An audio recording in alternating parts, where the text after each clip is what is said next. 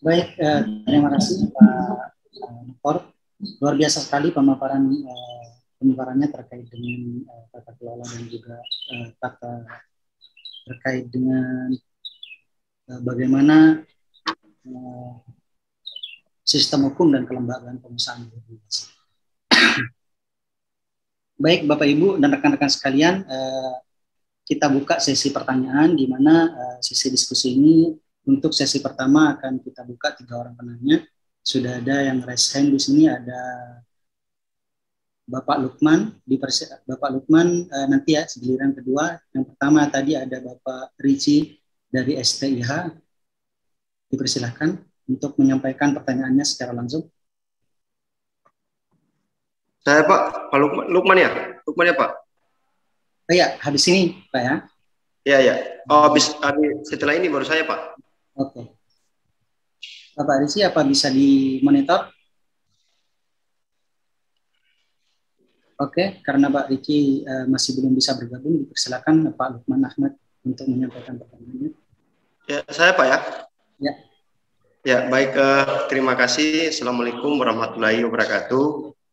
Langsung saja Pak. Sebelumnya saya ingin sampaikan saya dari Halmahera Selatan, Maluku Utara. Saya di Desa Bajo, Kecamatan Kepulauan Butang Lomang.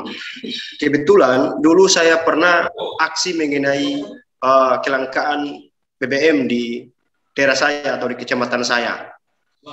Perlu saya sampaikan bahwa di kecamatan saya baru ada satu sub penyalur di sana, yaitu di Desa Batu Taga. Kalau tidak salah namanya CV Pravita kalau tidak salah. Waktu itu kami demo aksi terkait dengan kelangkaan minyak yang disalurkan oleh APMS PT Umar Babang Raya atau PT Babang Raya. Karena di Alsel itu katanya bahwa minyak untuk solar misalkan itu cuma 120 ton per bulan, sementara penyalur ini harus menerima dalam 1 hari itu 1 ton, sehingga dalam 30 hari itu 3 ton kan, 30 ton. Nah, jadi yang saya mau tanyakan ini, kenapa di APMS Babang Raya itu hanya, maksudnya di penyalur itu hanya memberikan satu minggu itu hanya 1 ton solar. Jadi kalau misalkan 3 BBM yaitu premium, minyak tanah dan solar, maka 1 minggu itu cuma 3 ton yang didapatkan oleh penyalur. Itu yang pertama. Yang kedua, menurut saya program BBM satu harga ini itu belum seutuhnya menyentuh masyarakat Pak.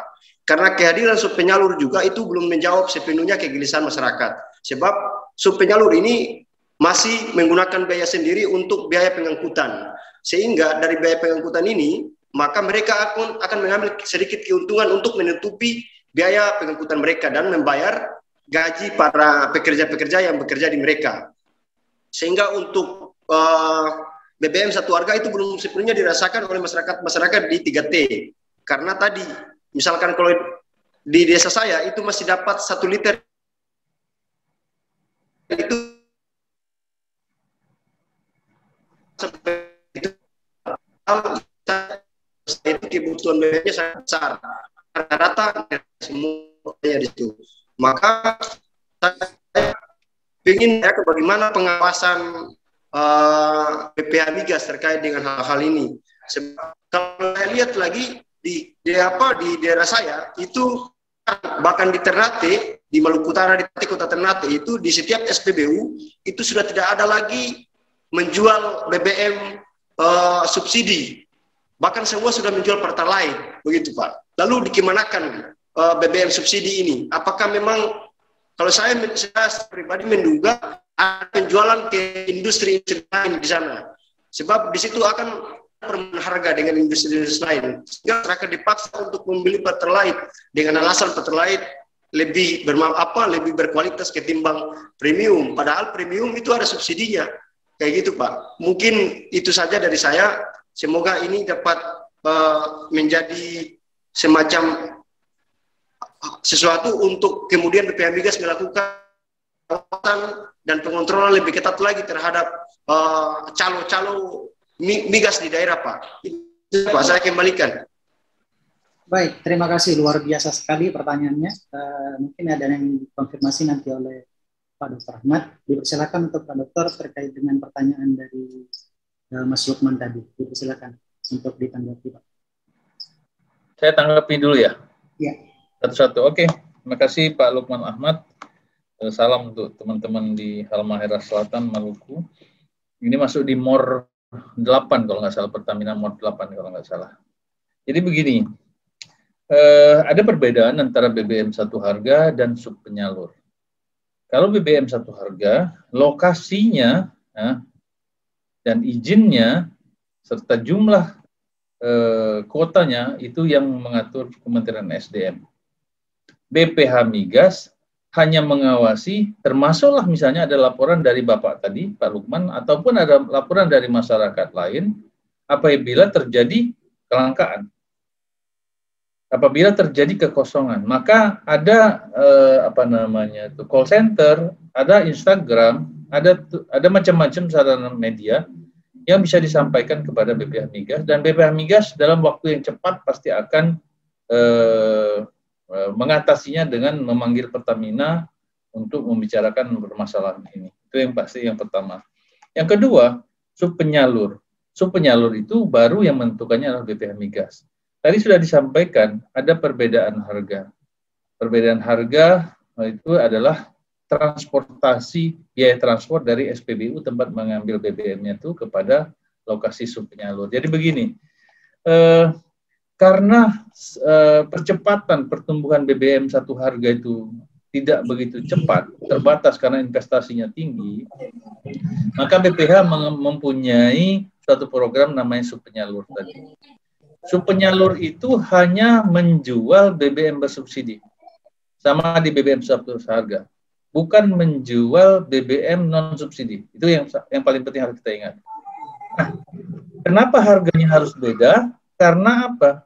Di situ ada effort yang harus dilakukan oleh pemilik subpenyalur untuk mengangkut BBM yang boleh dia beli jumlahnya tertentu, misalnya sekali beli misalnya 500 liter atau 600 liter dari SPBU, kan tentu harus diangkut kepada lokasi tempat masyarakat yang memerlukan tadi, kelompok-kelompok tadi, maka ada subpenyalur. Nah, besarnya biaya angkut tadi yang menentukannya bupati. Bupati yang menentukan biaya ongkos per liternya misalnya apa? Rp30, Rp40, Rp50. Sehingga nilai jualnya misalnya tadi solar misalnya. Solar nilai jualnya adalah 5.150 ditambah biaya angkutnya Rp30, 5.180. Tidak boleh lebih dari itu. Harus sesuai dengan keputusan kepala daerah setempat. Itu subpenyalur. Dan jumlahnya sesuai dengan kebutuhan kelompok masyarakat. Dan menjualnya kemana? Harus menjual kepada kelompok masyarakat. Tidak boleh menjual, ada truk yang lewat, mau beli, dijual, nggak boleh.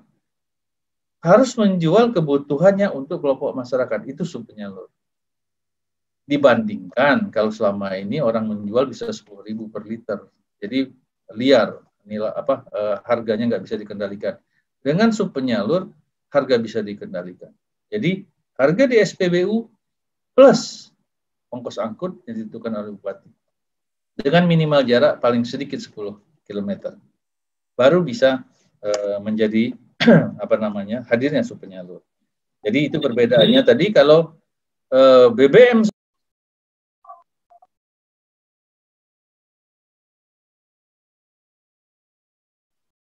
Mohon maaf Bapak, Anmo. Suaranya belum di-mute. Oh, belum dengar ya dari tadi ya? Enggak, barusan sekitar beberapa detik yang lalu, Pak. Oke. Jadi kalau BBM satu harga tadi, itu kuotanya bisa dihitung. Kalau nanti pihak teman-teman di Halmahera Selatan bisa menanyakan kepada MOR setempat atau langsung kepada call center atau media, kepada BPH Migas, berapa sebenarnya kuota yang diberikan kepada BBM? Sebut Pak, BBM satu harga Bapak tadi kodenya berapa? Misalnya 36 titik sekian, titik angka sekian. Bapak sebut lokasinya di mana, tanyakan, sampaikan bahwa kami di sini merasa kurang. Jumlahnya itu akan dihitung dengan sesuai dengan kebutuhan masyarakat setempat. Kalau nanti sudah dihitung, disepakati, oh ya, satu bulannya nih harusnya cukupnya sekian kiloliter. Maka apabila nanti dalam kurun waktu 1 minggu sudah habis, maka Bapak bisa pertanyakan, kemana BBM ini? Bisa Bapak tanyakan. Tetapi kalau memang sekarang belum ada kesepakatan jumlahnya berapa, itu tadi mungkin alasannya selama ini Pertamina yang menjadi ujung tombak, alasan transportasi, jalan putus, dan lain-lain. Tetapi apapun itu harus tanggung jawab PT Pertaminanya. BPH Migas dan kementerian akan mendorong ya supaya dipenuhi apa yang sudah menjadi kewajiban.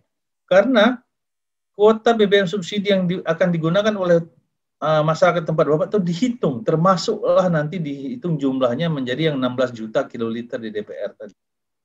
Kalau nanti kurang tahun depan maka akan ditambah, mungkin jadi 16 juta lebih, atau dari tempat lain yang dipindah kepada Bapak. Jadi saran saya, satu, Bapak laporkan melalui media-media yang disediakan oleh BPH Migas, kemudian melalui call center Pertamina, ya. Kemudian nanti kalau misalnya dalam waktu 1 kali atau 2 kali 24 jam belum ada laporan, belum ada tindak lanjut, maka bisa langsung menghubungi kepada BPH Migas atau langsung kepada nomor telepon komisionernya atau langsung kepada kepala BPH Migasnya. Saya yakin dan percaya seharusnya daerah Bapak itu sudah beruntung karena banyak sekali daerah yang menginginkan BBM satu harga, tetapi karena investasinya besar, jauh transportasinya, maka agak sulit memenuhi percepatan pertumbuhan BBM baik APMS maupun SPBU satu harga. Jadi harus sesuai dengan kebutuhan masyarakat setempat. Pemakaian di sana kan bisa dihitung berapa kendaraannya dalam itu. Tentu Pertamina harus memenuhinya. Dan kalau sampai BBM satu harga sudah diresmikan tetapi kosong, itu menjadi masalah. Itu menjadi masalah dan itu harus bisa segera diatasi. Jadi mengenai tadi premium, nah itu yang mungkin harus ada perbedaan penafsirannya. Begini Pak, untuk subsidi oleh pemerintah itu hanya 2 subsidi di bidang BBM. 1 solar, 2 tanah. Premium itu tidak ada subsidi. Tetapi hanya ada penugasan dari pemerintah untuk menyediakan itu dengan harga yang ditetapkan. Dalam hal ini tadi BPH Migas harus berdiri di 3 kepentingan. Pemerintah pengennya harga sebegitu, badan usaha berat, modalnya nggak cukup, kemudian konsumen pengguna masih butuh premium dibandingin Pertalite kan, apalagi Pertamax masih butuh. Maka di sini kita minta Pertamina tetap menyediakannya, tapi tentu tidak bisa sejumlah yang diharapkan seperti dulu lagi. Karena Pertamina kalau dia menyalurkan premium, dia rugi. Sementara dia tidak mendapatkan subsidi daripada pemerintah. Itu ya, kalau orang selalu menganggap premium disubsidi, itu tidak ada. Hanya penugasan oleh pemerintah untuk menyediakan itu. Dan menurut saya, masyarakat masih butuh premium, harga yang murah. Ya, masih butuh. Dan untuk itu ya Pertamina yang tentu dia punya profit, ya memberikan cross subsidi untuk ke premium. BPH Migas selalu bagaimana mengingatkan, kita hitung juga berapa sebenarnya kebutuhan premium di masing-masing tempat dan dia harus dipenuhi walaupun dia berat karena tidak ada kompensasi subsidi. Itu saja penjelasan dari saya, mudah-mudahan bermanfaat. Terima kasih. Terima kasih Pak. Terima kasih Pak. Baik, terima kasih Pak Dokter. Luar biasa sekali diskusi kita pada. Ya Mas, saya bisa Mas. Hari ini. Ya, sebentar. Oke, di sini giliran Bapak. Oke, baik Bapak Ibu, rekan-rekan sekalian. Mas. Giliran dari pertama tadi dari Bapak Lukman sudah dijawab dan terkait dengan pertanyaannya. Di sini sudah bergabung juga dan sudah bisa dimonitor Bapak Rifki dari STH Pada. Dipersilakan untuk menyampaikan pertanyaannya singkat, padat dan langsung kepada pokok pertanyaan. Dipersilakan. Oke, terima kasih. Assalamualaikum warahmatullahi wabarakatuh. Perkenalkan, nama saya Reci, asal Palembang. yang saya ingin sampaikan dan saya tanyakan, bagaimana untuk ikut peran serta sebagai masyarakat awam, mahasiswa, dan advokat untuk memajukan dan mendukung kemajuan migas dan minyak migas. Itu aja, Mas. Terima kasih. Baik, terima kasih atas pertanyaannya. Kami tampung terlebih dahulu, Pak, karena cuma satu pertanyaan. Dipersilahkan untuk selanjutnya ada Bapak Ovan Setiawan. Dipersilakan untuk menyampaikan pertanyaannya secara langsung.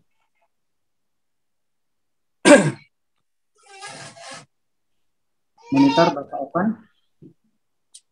Jika tidak bisa dan belum bisa bergabung.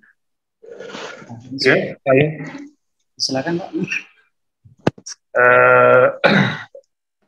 Untuk pengawasan ke SPBU itu seperti apa ya? Maksudnya dari perizinannya segala macam, apakah ada audit dari BPH Migas atau gimana gitu? Itu aja sih.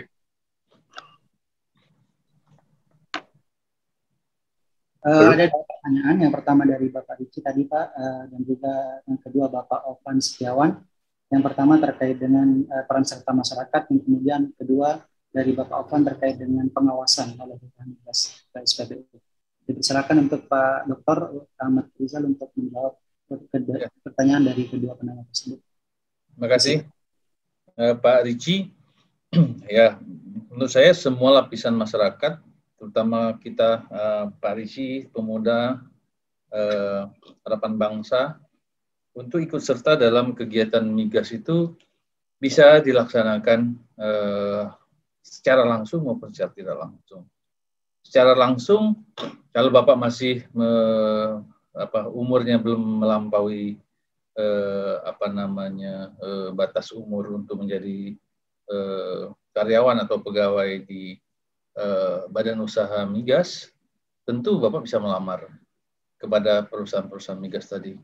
Jadi bukan hanya melihat Pertamina saja, PGN saja yang besar itu, tapi sudah saya sampaikan tadi, usaha izin niaga umum saja untuk yang berniaga itu paling sedikit ada 150 perusahaan-perusahaan, dan tentu pasti capital intensif. Jadi mereka perlu modal-modal besar dan perusahaannya besar. Kalau di bidang gas bumi, selain PGN kan pernah dengar mungkin Pertagas, Pertagas Niaga, ya, PT Gagas, PT Energas, Sindo, Heksa Perkasa. Ya, jadi banyak sekali perusahaan-perusahaan itu yang tentunya akan memerlukan bibit-bibit unggul yang di bidang-bidang tertentu, termasuk di bidang latar belakang hukum.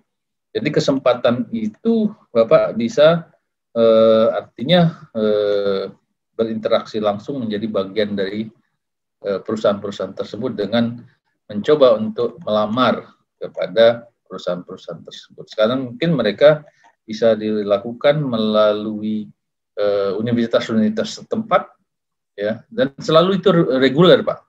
Jadi perusahaan-perusahaan itu meminta melalui, kalau di Palembang mungkin melalui Universitas Sriwijaya, kalau di Jakarta melalui Universitas Indonesia, mereka membuka lowongan kerja untuk fresh graduate maupun yang sudah berpengalaman. Ada yang sudah berpengalaman, perusahaan yang pengen minta yang berpengalaman, minimal 5 tahun di bidangnya. Itu. Jadi Bapak bisa menjadi karyawan atau ya Bapak berperan serta misalnya sekarang dari bagian dari masyarakat menjadi pendamping hukum, misalnya Bapak berprofesi advokat, bisa saja dipilih oleh masyarakat yang dirugikan atau badan usaha yang dirugikan atau badan usaha yang sedang terlibat persoalan hukum di bidang migas. Misalnya tadi diduga ada BBM-nya dari sumber yang tidak jelas, maka dia diperiksa kepolisian. Atau misalnya terjadi kerusakan-kerusakan yang ditimbulkan oleh kegiatan eksplorasi dan produksi serta pengangkutan gas bumi, Bapak bisa menjadi bagian daripada penasihat hukum untuk menjadi pembela ataupun dari masyarakat yang melaporkan tentang tindak pidana yang muncul dalam bidang niaga, dalam bidang transportasi, dalam bidang pengolahan, ada 4 bidang tadi yang sudah sampaikan di bidang hilir migas, yang menjadi memperjuangkan hak masyarakat atas terjadinya kerusakan lingkungan hidup dan lain-lain. Jadi banyak, Bapak, bukan hanya sekedar kita menjadi karyawan, menjadi staf dari perusahaan migas, tentu itu peluang sama-sama yang bisa dimanfaatkan, tetapi apapun itu bisa menjadi bagian dalam menunjang kegiatan di bidang migas di tanah air. Itu yang bisa saya sampaikan. Nah, kemudian yang kedua dari Pak Opat Setiawan mengenai SPBU. SPBU itu tentu untuk tahap awal untuk mengajukannya harus kepada badan usaha yang memiliki kegiatan di niaga minyak dan gas bumi. Maka misalnya kita contoh yang paling umum di bidang migas, Bapak mungkin sudah lihat yang paling pasti Pertamina, Bapak lihat kalau di Lampung ada AKR, kalau di Jakarta tentu akan banyak lagi, ada BP, AKR, ada Vivo, ada Exxon, ada apa. Tetapi semuanya perizinan itu harus dibuat dulu. Artinya sekarang diajukan suatu badan usaha, Bapak bisa buka kalau Pertamina, web Pertamina. Untuk mendirikan SPBU bagaimana, pasti di situ akan dilihat lokasi dulu mana yang bisa ditawarkan oleh pihak Pertamina. Misalnya di daerah Bapak, di Jawa Barat, daerah mana aja, misalnya Karawang, ada kesempatan, ada koordinatnya. Maka yang punya modal bisa berinvestasi, membeli tanah, atau kalau dia sudah punya tanah di lokasi tersebut dengan minimal jumlah luas yang disyaratkan, maka dia bisa mengajukan, perusahaannya dibuat khusus satu perusahaan hanya di bidang kegiatan migas. Tidak boleh ada kegiatan yang lain. Itu yang nomor satu. Dan kemudian berikutnya harus memenuhi kaidah-kaidah perizinan baik di daerah maupun di pusat. Kalau di pusat pasti kepada Pertamina. Kalau misalnya mau jadi SPBU Pertamina atau ke sel, Bapak bisa mengajukan ke sel. Tetapi di daerah yang perlu adalah yang paling penting bagaimana memperoleh perizinan di bidang lingkungan hidup, khususnya UKL, UPL gitu ya, sehingga memang dinyatakan layak untuk lolos di bidang lingkungan hidup tadi. Maka nanti ada jumlah-jumlah tertentu, paling tidak kalau sekarang investasi sekitar 6 miliar, mungkin paling sedikit kalau SPBU itu untuk fasilitasnya. Nanti Bapak kalau sudah nanti disetujui baru akan diberi penomoran sebagai agen dari misalnya dari Pertamina. Kan maka di situ ada nomornya berapa, itu juga menjelaskan lokasi dan pemilik PT-nya siapa. Kemudian Bapak bisa menjual jenis-jenis apa saja, karena tidak seluruh SPBU diberikan izin untuk menyalurkan BBM subsidi seperti solar dan premium tadi. Semuanya itu diatur dulu melalui BPH Migas. Jadi Pertamina, kalau misalnya Bapak menginginkan itu, harus ada alasannya. Misalnya apa? Premium karena ada jalur angkot lewat di situ. Solar karena banyak perusahaan-perusahaan UMKM yang membutuhkan solar di sana. Baru nanti diajukan ke Pertamina MOR setempat, kalau Bapak Jawa Barat MOR 3, kalau Sumatera bagian selatan MOR 2, Sumbawa bagian utara MOR 1, nanti mereka akan tampung dan secara bersama-sama diajukan kepada BPH Migas. Baru setelah itu mendapatkan persetujuan dan disalurkan berapa jatah Bapak untuk per hari menyalurkan BBM dengan berbagai jenis.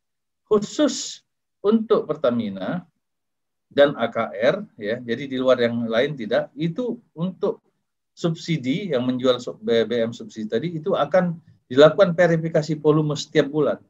Berapa jumlah yang dijualkan oleh SPBU tersebut, ya, akan nanti diharmonize melalui laporan keseluruhan oleh Pertamina.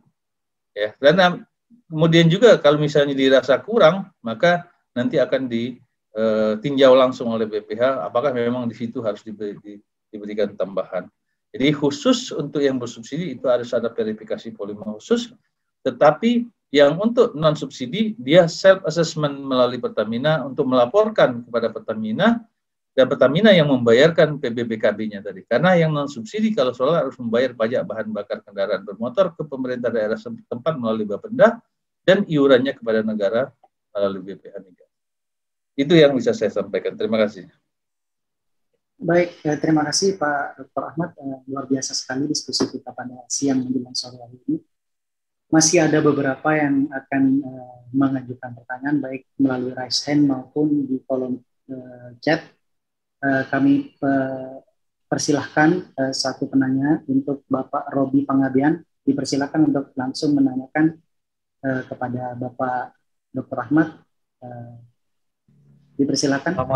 Ya, terima kasih. Selamat siang Pak Rizal. Ya, selamat siang.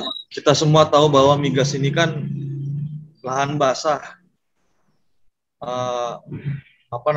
Bagaimana peran dari BPH Migas khususnya PPNS yang sudah dibentuk dalam pemberantasan mafia migas, karena memang mafia migas ini kan betul-betul meresahkan masyarakat lah.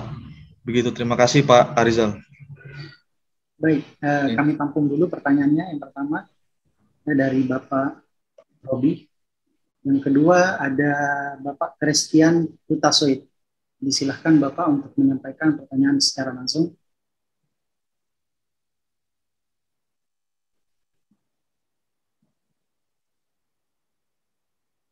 Jika Bapak Christian belum bisa tersambung, kami persilahkan untuk Reza, Bapak Reza Nur Rahman. Terima kasih. Izin bertanya Pak, yang pertama terkait regulasi. Kan kita tahu di Indonesia ada daerah-daerah istimewa ya, seperti contohnya Aceh. Nah, Aceh itu kan dia punya kekhususan sendiri dalam pengelolaan migas. Dalam pasal Undang-Undang Istimewa Aceh, kalau nggak salah di pasal 160 tuh dia ada aturan tentang pengelolaan migas bersama antara pemerintah pusat dengan pemerintah daerah istimewa. Nah, itu bagaimana Pak? Setelah ada Undang-Undang Cipta Kerja dan Omnibus Law ini, itu nanti penerapannya di daerah istimewa seperti apa? Itu yang pertama. Yang kedua soal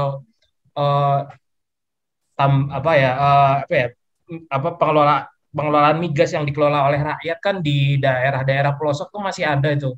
Contohnya di Sumatera mungkin masih ada yang dia rakyat itu dia nambang minyak sendiri gitu. Nah, itu gimana Pak?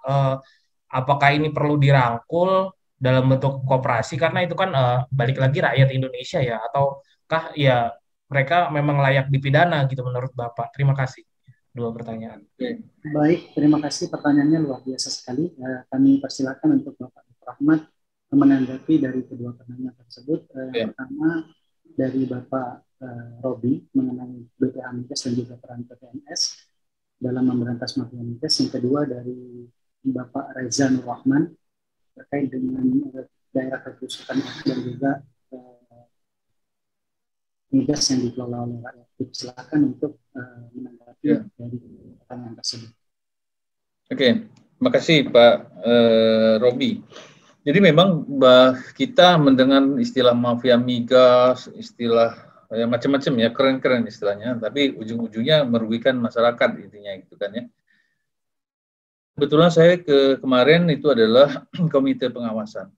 Saya tidak melihat apa sebutannya itu mafia migas atau siapapun itu, tetapi saya mencoba untuk mengurangi risiko staf kami. Kalau kami sekarang melakukan pengawasan berhadapan secara langsung terhadap pelanggar-pelanggar, itu risiko pada staf itu tinggi. Karena apa? Kalau kita dipersenjatai dengan senjata genggam, mungkin yang pihak sana dipersenjatai senjata senjata berat.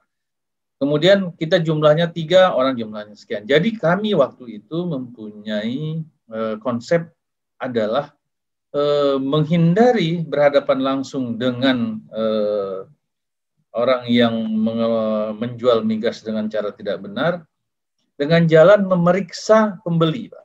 Jadi gini, Pak, tidak ada tidak ada asap kalau tidak ada api.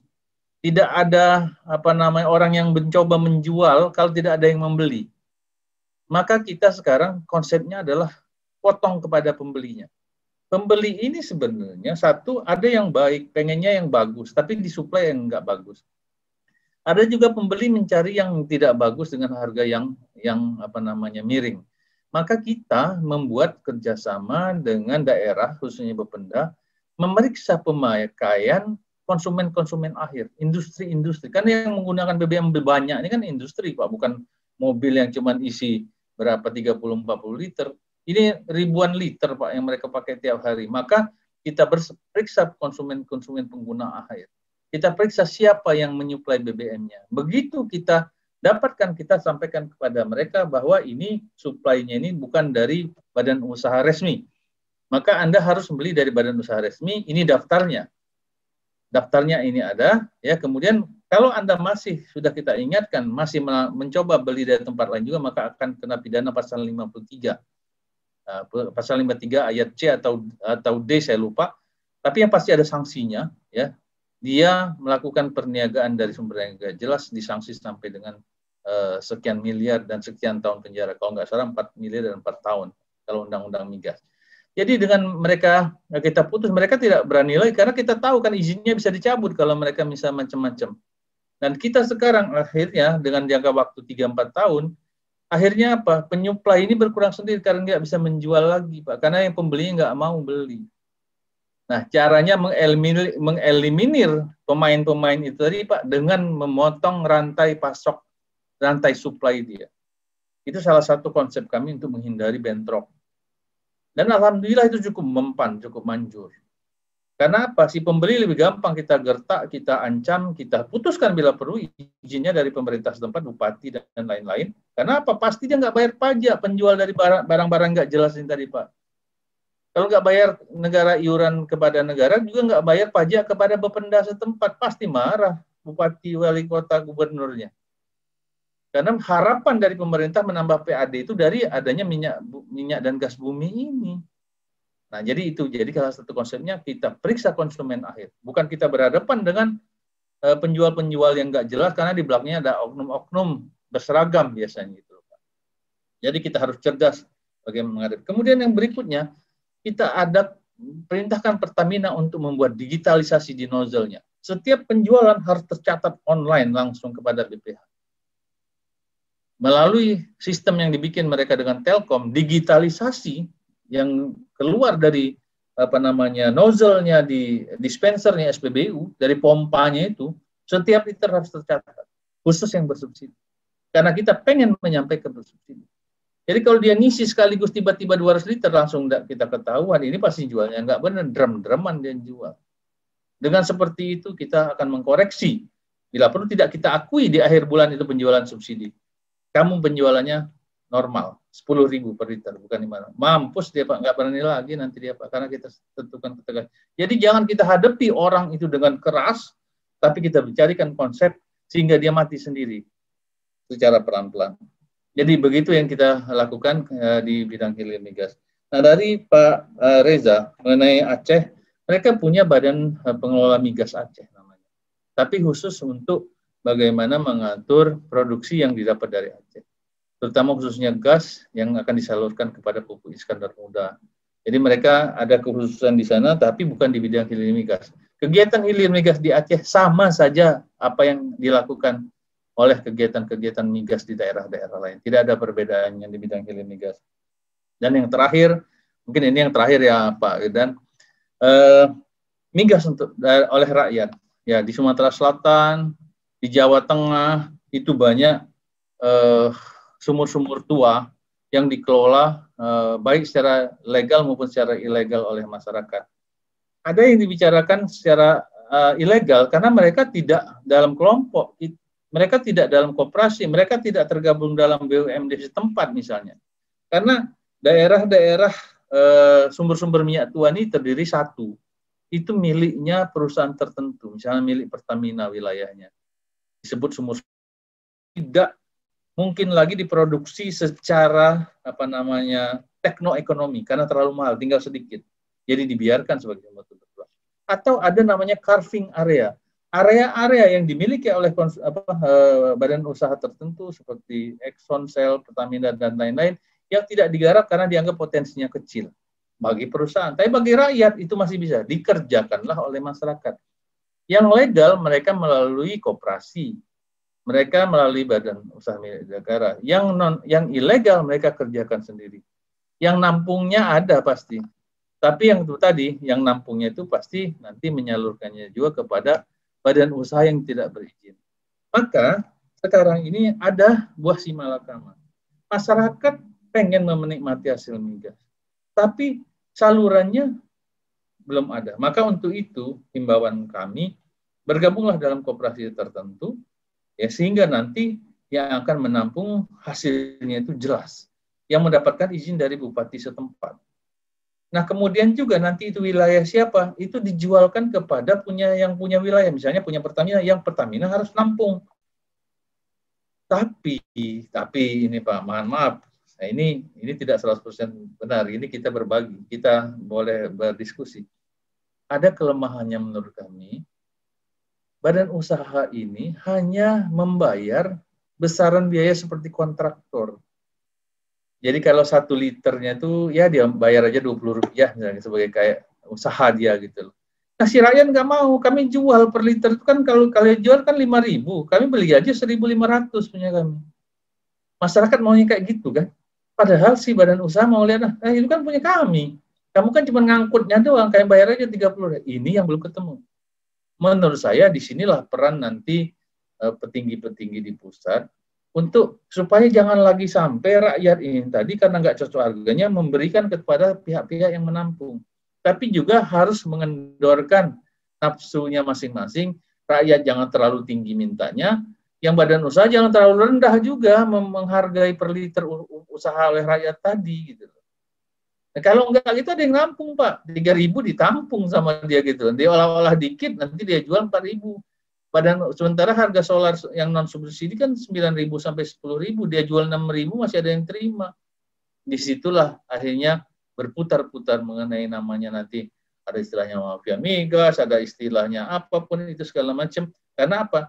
Kalau ada yang nyuplai, ya, dan ada juga yang menerimanya sebagai demand, pasti terjadi. Nah, kami tadi sudah kami potong supaya penerimanya tadi, konsumen akhir tadi tidak menerima BBM. Tapi sebisa-bisanya kita melakukan pengawasan itu, yang lolos menurut kami tetap banyak karena juga banyak perusahaan-perusahaan tambang, perusahaan-perusahaan perkebunan yang kecil-kecil yang masih belum sempat disentuh oleh pemerintah kabupaten melalui Bapenda dan BPH Migas. Jadi sekali lagi, kalau rakyat, saya setuju mereka harus dapat partisipasi.